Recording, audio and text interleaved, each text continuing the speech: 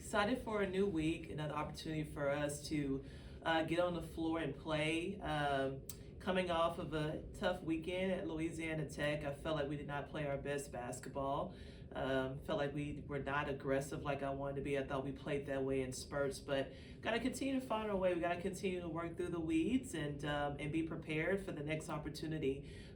Going into a environment in Arkansas where they're coming off of an overtime win at Little Rock last night, so it's an opportunity for us to be able to go to their home floor and be aggressive early and often to be able to stay in the game. I'm excited for the opportunity for our kids, and we're going to stay the course. We got to continue to find a way how we play with each other, but more so than anything, we got to get contributions from everybody on the same night. So we will continue to keep building off of that. So, how do you take what you learned at Arizona and at Louisiana Tech, those games on the road, and how do you implement it at Arkansas? Yeah, well, so you look at the two games that was on the road.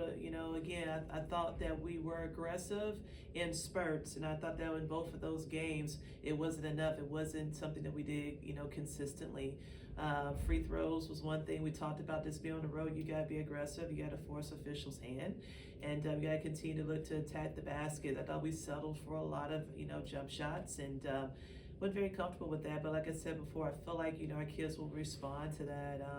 That's the one thing that I can say about our group is that they're going to be resilient, but got to work through it all. And I think that this is part of every one of them playing, getting used to playing with each other, and them understanding what we do very well. We are a very good basketball team when we give that effort every single night, and we get contributions from the bench.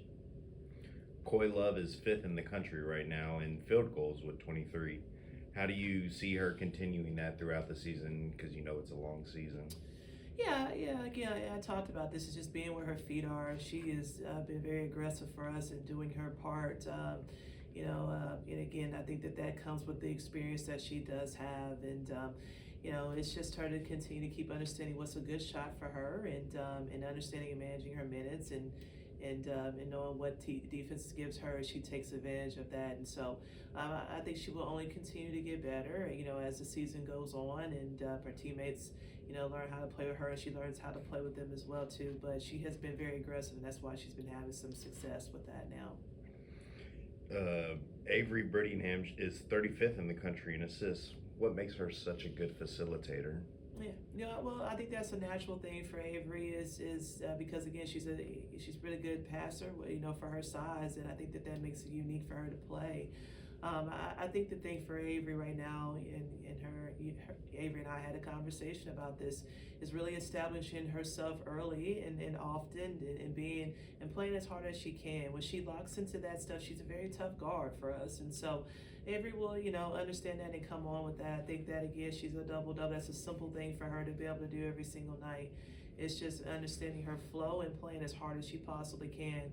Once we get that from Avery, like I said, I think we will be fine. But that's something that's a natural thing that she does very well. She sees the floor very well. She has a very high basketball IQ. How special is it to watch a triple-double in real time, and how does it make you feel knowing that AB has 2 of the 3 triple-doubles in program history?